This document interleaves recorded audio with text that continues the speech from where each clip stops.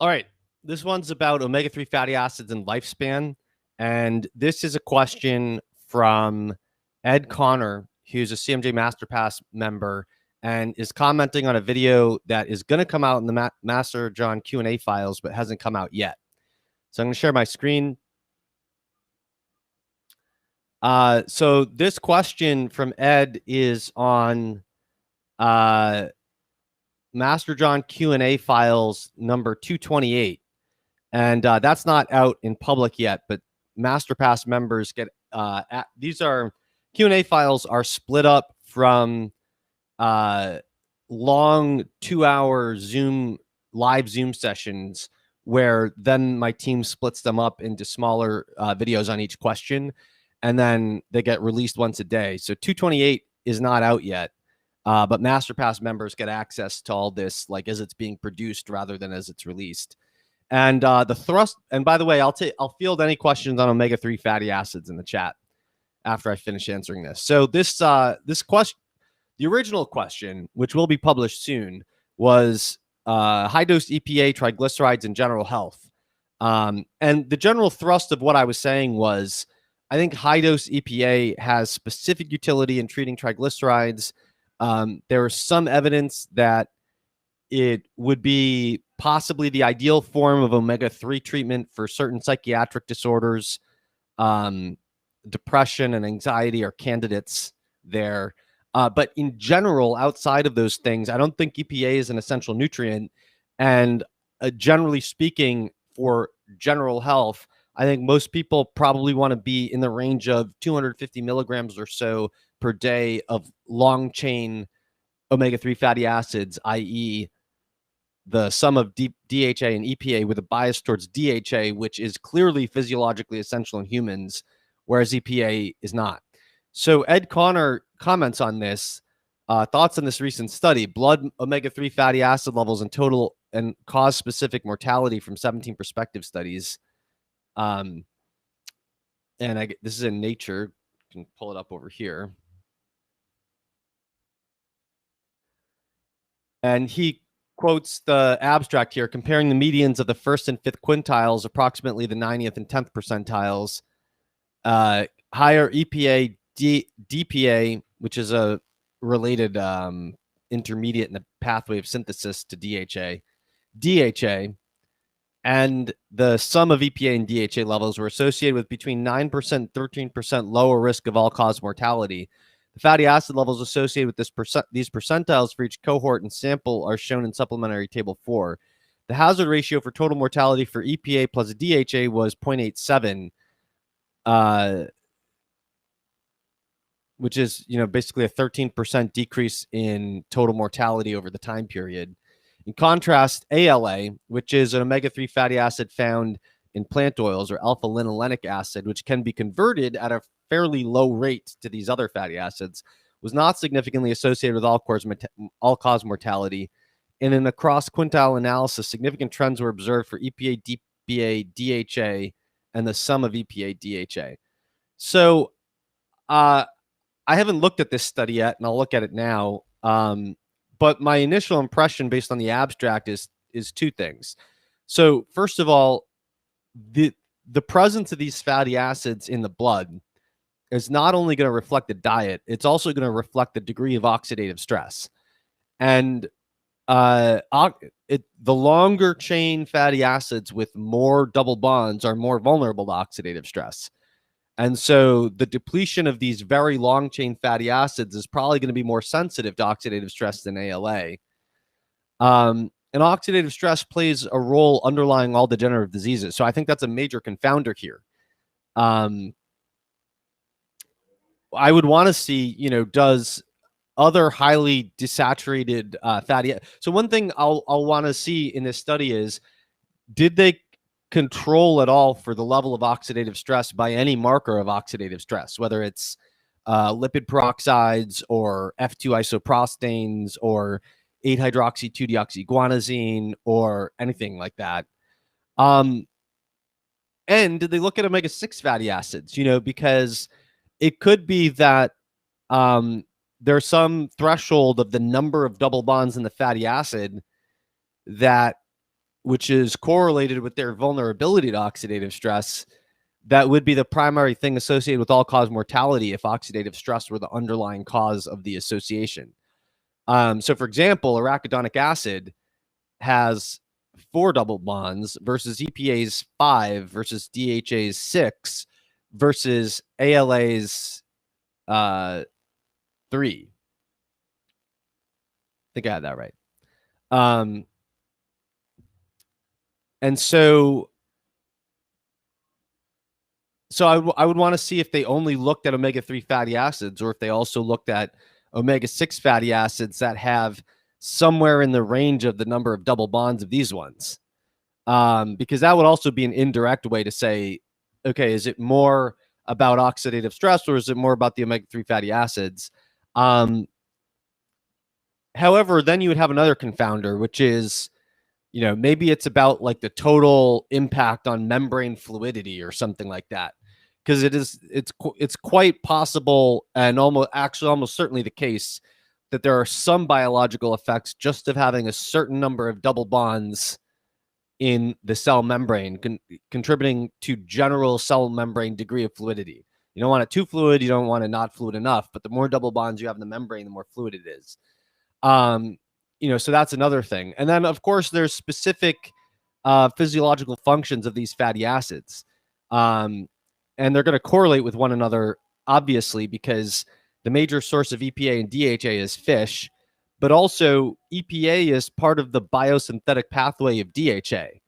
So if EPA is, it could be that just total omega-3s is important, or total long chain omega-3s is important, but it's also notable that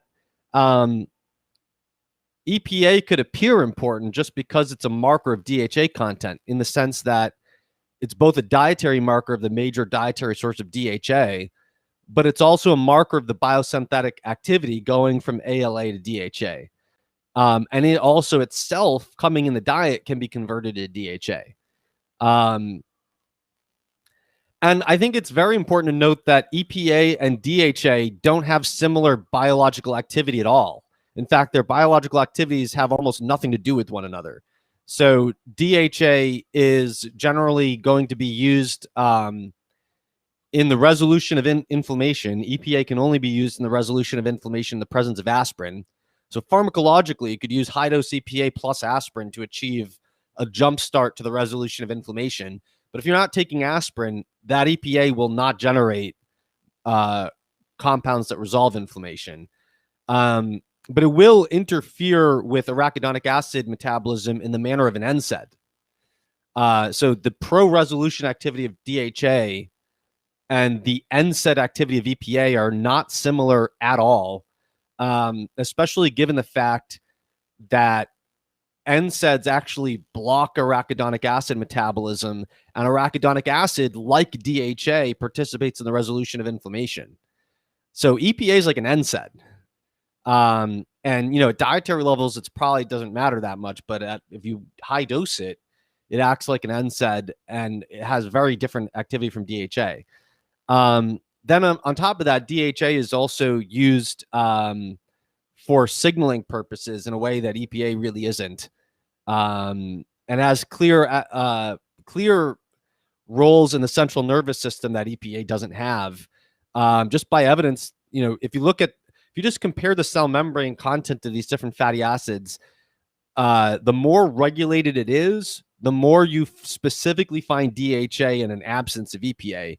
And the most regulated is the central nervous system, where it's just basically straight up DHA and traces of EPA. And in the nervous system, the effects of DHA on visual acuity, on retinal function in general, and on brain function in general, and as a precursor to, and probably as a precursor to cannabinoids, but I haven't researched that. I haven't looked into that very deeply, but that probably also is very DHA specific. So anyway, let's take a quick look at this paper. And so I'll be fielding any, after I look at the paper, I'll be fielding any omega-3 questions in the chat. So let's see what they have for data. We've got circulating N3 PUFA measurements on 42,500 individuals, 15.7 thousand of whom died during follow-up. At baseline, average age, blah, blah, blah. So we're basically starting at 50 years old and forward. We're looking at what's the future risk of death in 42,500 people, and how does it correlate with N3 PUFAs? And in this study, a third of the people died. So we have very good death numbers from this meta-analysis.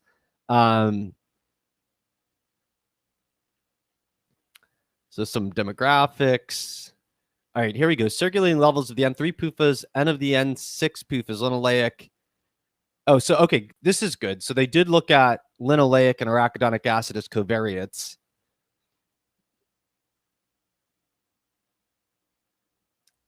But let's see if they go into any detail on what the effect of adjusting for them was. So,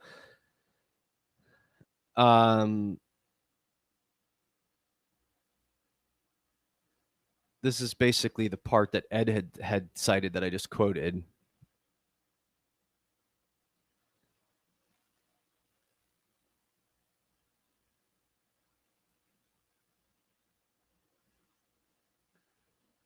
So these are adjusted. Well, what's the effect of the adjustment? Let me see if there's anything clear here.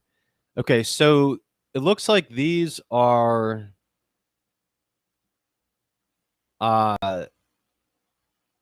all hazard ratios are adjusted for age, sex, race, field center, body mass index, education, occupation, marital status, smoking, physical activity, alcohol intake, prevalent diabetes, hypertension, dyslipidemia, self-reported general health, and the sum of circulating N6 PUFA.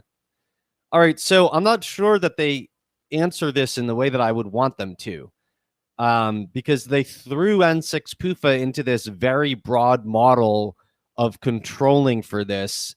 But unless they're going to tell us what the specific effect of the N6 PUFA was, then I'm not sure it answers my question the way I wanted it to. So they have, okay, I'm going to keyword search this for oxidative, doesn't come up. Peroxide doesn't come up. T-bars doesn't come up. F2 doesn't come up.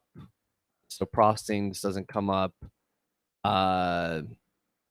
What else? 8. Well, let's just do deoxy. Okay, so there's basically no addressing of oxidative stress in here. Let's just briefly see if there's anything I missed on N6 PUFAs.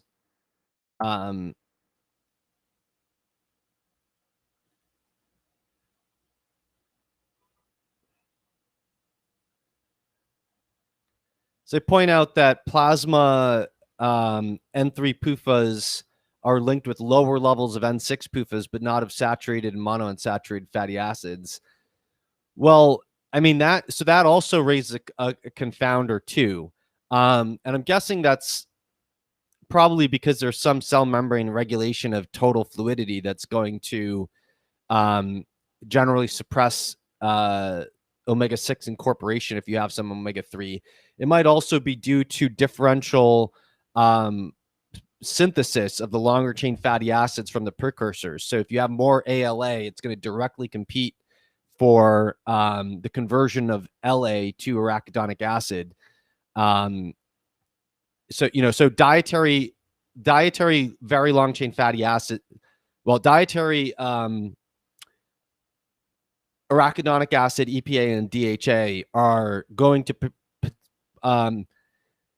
compete to some limited degree for membrane fluidity effects in terms of their incorporation.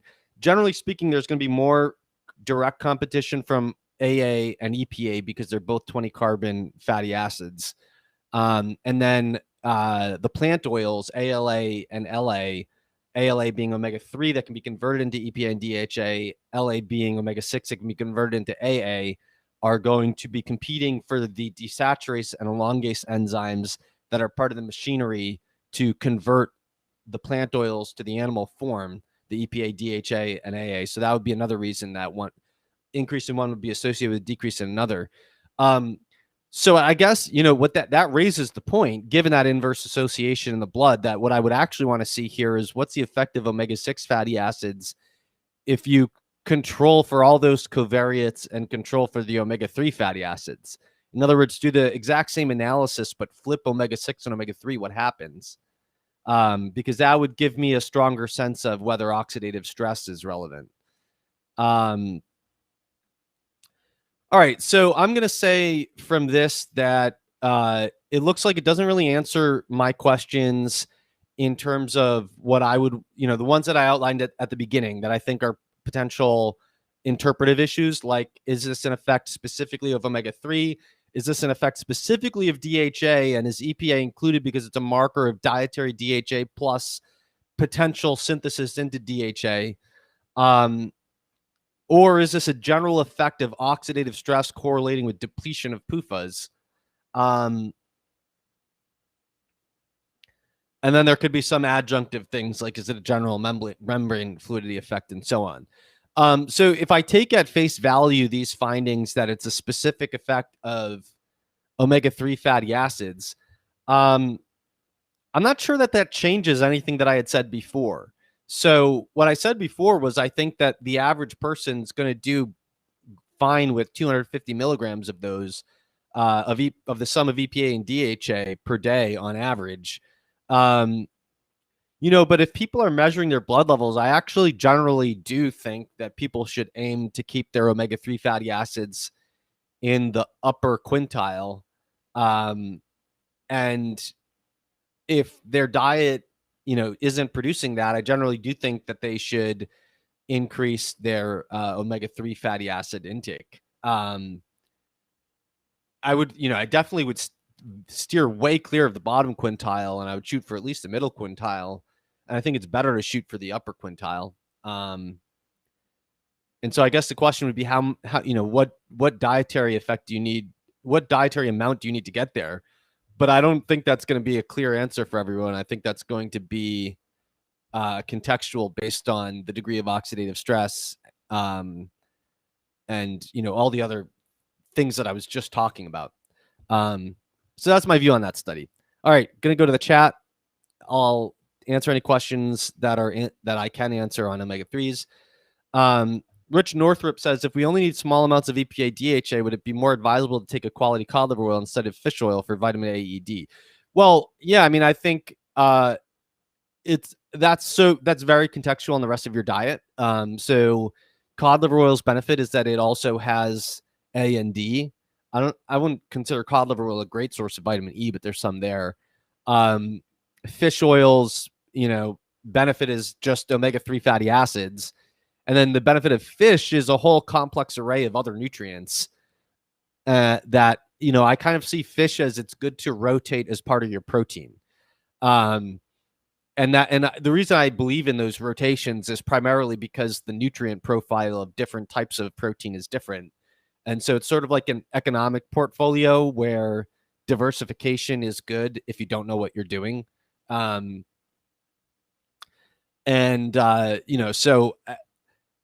if you're eating 2 servings of fatty fish a week, you probably don't need any of those for omega-3s. But if you're not eating liver, you probably should get cod liver oil for the vitamin A. You don't have to get vitamin A from cod liver oil, but if you want a reliable source of retinol, it's basically liver or cod liver oil, unless you're eating like tremendous numbers of eggs and dairy fat. So I think it's contextual, but yeah, if the reason that you would use cod liver oil is because you also needed the A and D. Madha Shah says high omega-3 in blood and low intracellular as how to address this issue. So if your plasma omega-3 fatty acids are high and your red blood cell omega-3 fatty acids are low, I'm not sure that means anything except anything beyond that you might have been more recently eating more omega-3 fatty acids than you were 4 to 6 weeks ago. Because the red blood cell levels are going to be much longer life than the plasma levels.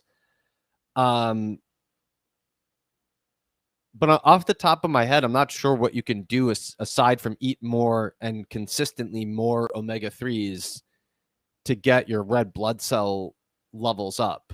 Off the top of my head, I don't know any nutritional things that you can do to sort of shift from one compartment to the other. Protein says, would taking SPM, specialized pro-resolving mediators, be better than omega-3s? They specifically target inflammatory pathways while minimizing the fractions that could contribute to oxidative stress. Well, I generally think that SPMs, which is who makes that? Metagenics, or let me see, specialized pro-resolving mediators. Oh, uh, it looks like there's now a number of companies making them. So Life Extension popped up and a couple other places. I don't think, yeah. Anyway, so I don't think there's been any clinical trials with those. Let me see if I'm wrong.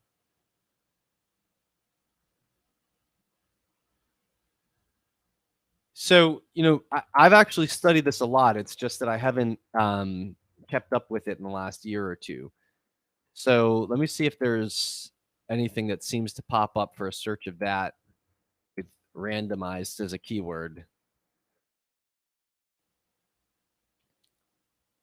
Okay, 36. Let's filter this on humans. Ugh.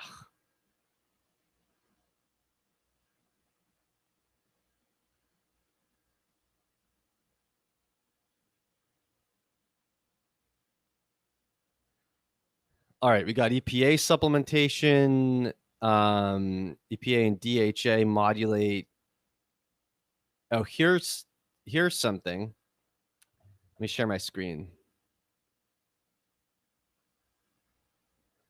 So we got early evidence of efficacy for orally administered SPM enriched marine lipid fraction on quality of life and pain in a sample of adults with chronic pain.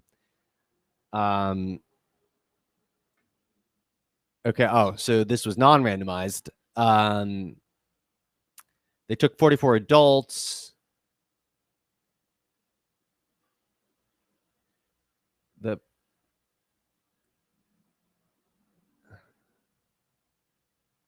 doesn't say how they allocated prospective non-randomized open label. Maybe there was no control group. They just gave it to everyone.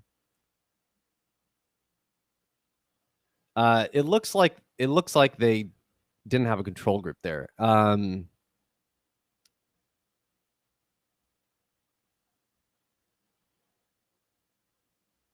This looks like it might be relevant.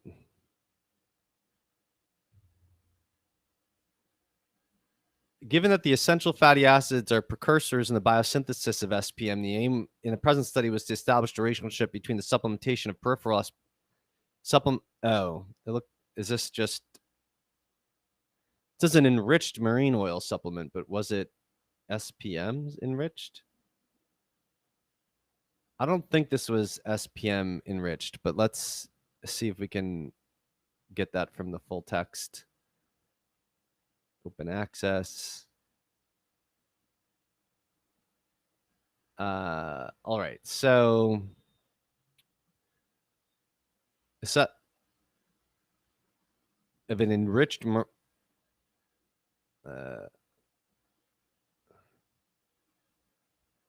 study design. In the form of an enriched marine oil supplement, SPM active, produced by Metagen. Okay, so this is supplementation with SPM.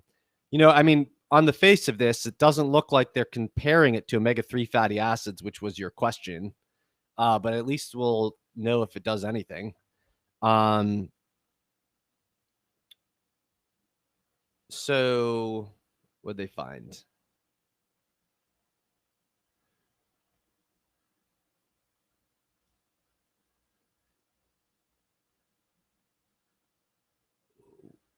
This is picograms per milliliter plasma of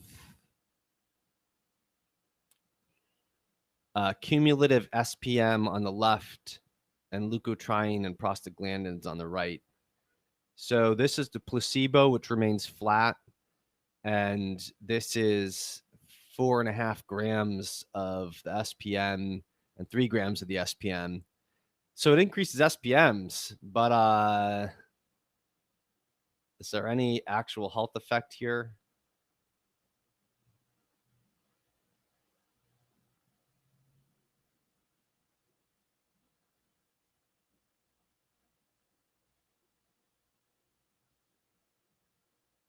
I'm going to go back to the abstract. So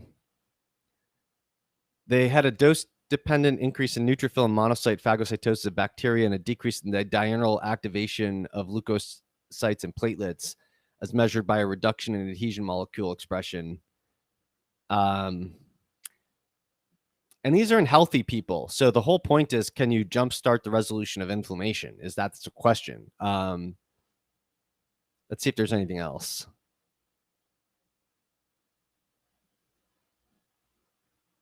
Most of this is on fish oil doing the same thing.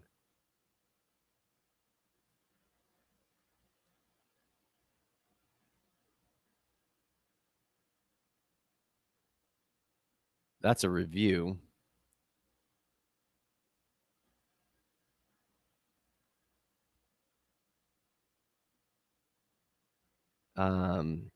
Yeah, almost none of this is actually on SPM supplementation.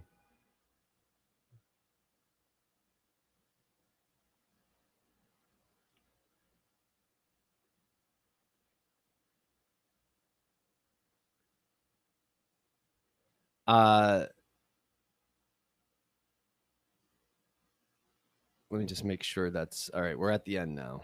All right. So my answer is who knows at this point.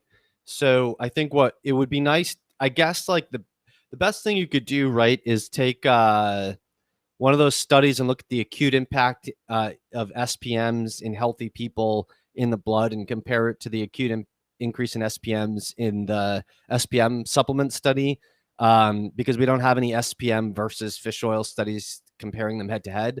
But that doesn't really answer the question, because just because you showed that those things increase in plasma doesn't show you that you jump started the resolution of inflammation, because that was in a non-inflammatory context.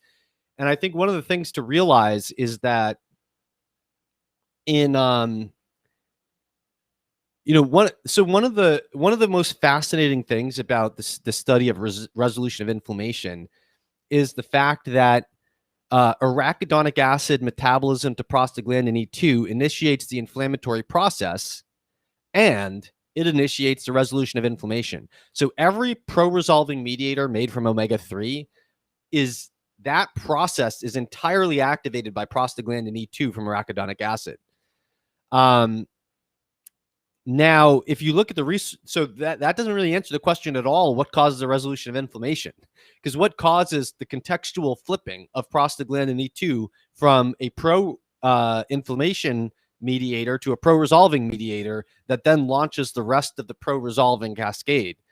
And the answer is it's not entirely clear, but it has something to do with cells that are in proximity to each other that participate together in biochemical cascades that where prostaglandin modifying products are not produced by either cell type alone, but they're produced by one cell expressing an enzyme that happens to be next to another cell expressing an enzyme that, when compounds shift between the cells, it eventually turns pro-resolving. And it has to do with flipping the so for example, neutrophils reaching a certain density in the impacted tissue starts to shift the cell type, the migration of certain cell types to that area, which then somehow starts flipping that cascade to resolution.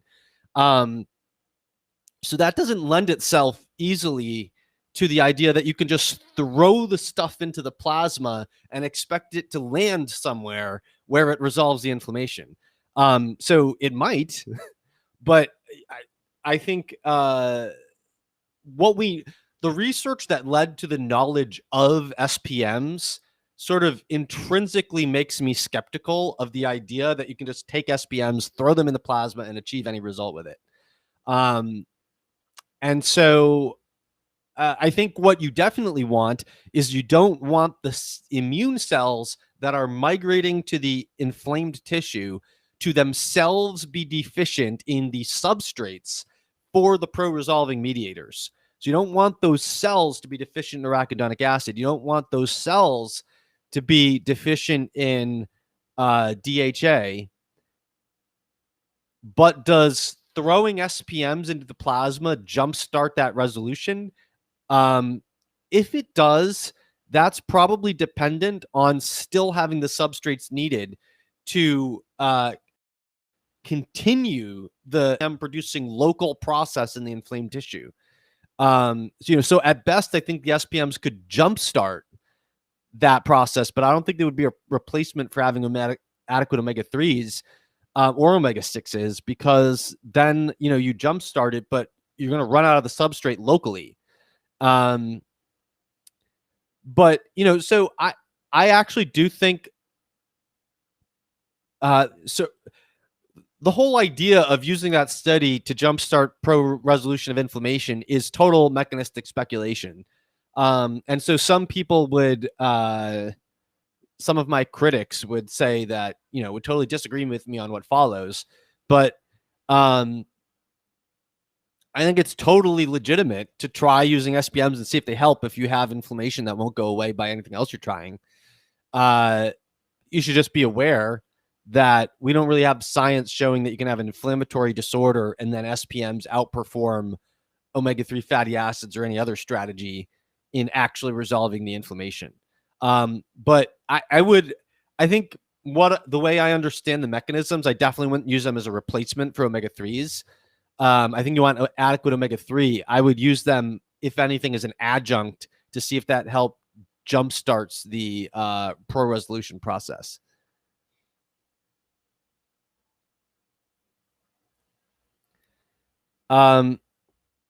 Someone with Cyrillic letters in their name, sorry,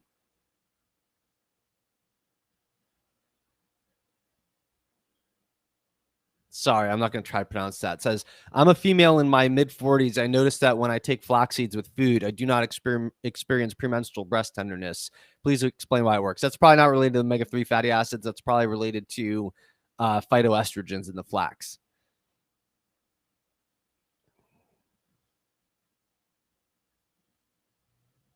Brittany Miller says, I've seen a trend of metabolic eating and they recommend against PUFAs, and I've seen other people say it's rancid to avoid it. It seems far-fetched, but I haven't done any research. I mean, there can be rancidity issues, so that's going to vary based on how well they're taken care of. But PUFAs are essential, but you don't want too much. I've done a lot of content on that, so I wouldn't say avoid them, but I don't think you want more than you need.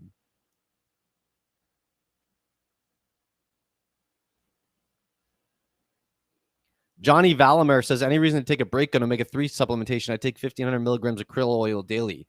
I don't see a need to cycle it, but I don't see a need to go above 250 milligrams of the sum of EPA, DHA, like I said before. I'm not sure how much EPA and DHA is in 1,500 milligrams of krill oil off the top of my head.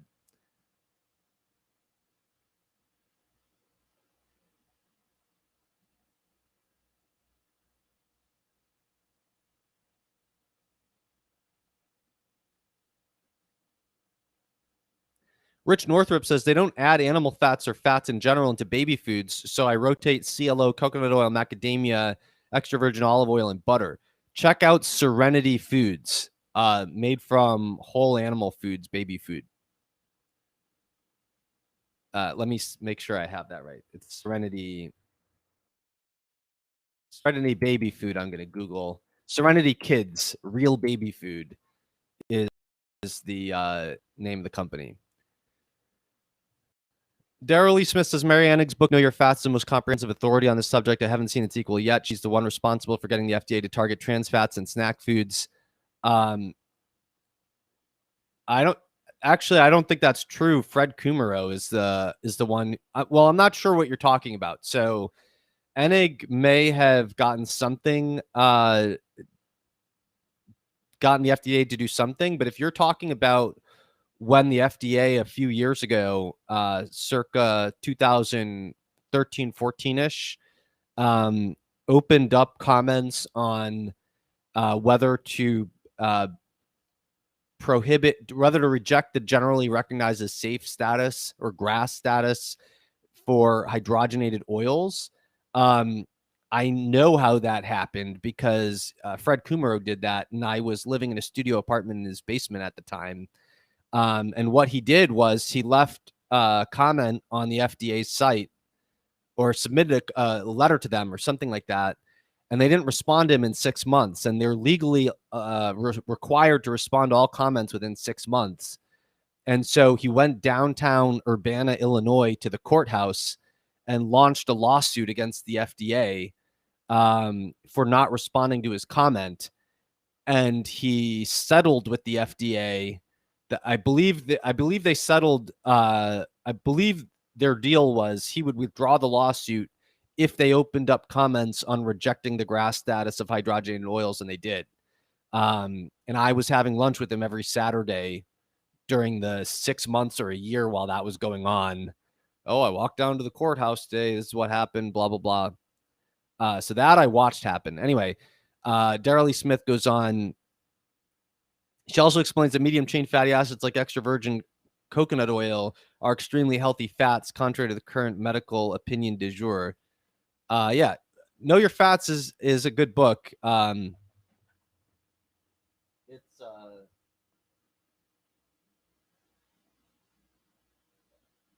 I don't know where it is on that shelf, but it's somewhere back there. Chuck Becker said Dr. Wheel, which is Andrew Wheel, asserted one should only take omega-3 products which were molecularly distilled to avoid PCBs and mercury. Nature made immediately place this on their label next to their USP seal. Well, that's an argument for removing those those contaminants. But you're not going to molecularly distill your fish. So I wouldn't make I'm not sure what I think about it. Protein says PUFAs will go rancid once in the body given the warm temperature and oxidated tissues, right? No. That's what the antioxidant defense system is all about. But they are an oxidative liability. You're not going to get PUFAs to oxidize if you don't have PUFAs there.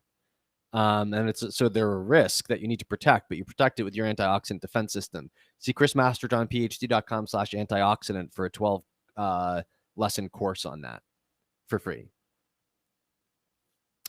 Johnny Valamer updates. It's 885 milligrams EPA and 480 milligrams DHA. Yeah, I mean, I would take that. I would take like a quarter of that dose, but I don't see any need to cycle it. Protein says Ray-Pete explains the PUFA's concerns in the body very thoroughly. Not thoroughly enough. I've written a lot about it, and I've thoroughly read and followed all the references in Ray-Pete's work in what I've written about PUFA. Chuck Becker says Dr. Axe stated one should stick with caps which contain astaxanthin to reduce rancidity of the omega-3 oil when it is encapsulated. I'm sure the astaxanthin protects against it, but I don't see why it would have to be astaxanthin. Money Manusa 7 says, can I eat 3 oysters every single day? Sure. Bahishek Anand says, I sunburnt with skin peeling most easily when I was taking fish oil, relatively high dose. Is there a mechanism by which fish oil can increase sunburn susceptibility? Yeah, I mean, it's vulnerable to oxidative damage, and sunburn is driven partly by oxidative damage.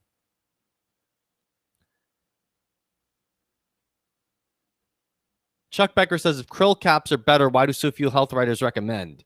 I don't know why health writers do whatever they do, but krill oil's main advantage is that the omega-3s are in phospholipid form rather than triglyceride form, which gets into the brain faster than triglyceride form. But Unless you're trying to like rapidly reverse a psychiatric disorder, I don't think it matters.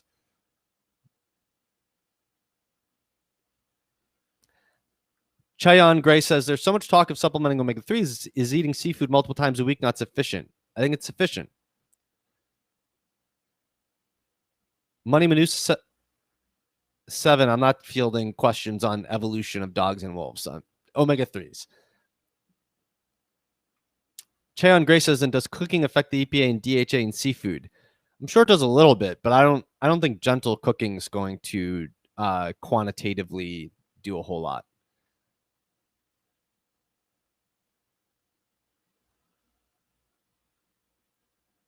All right, that's it for today. I'll see you guys tomorrow. Thank you so much for coming and asking.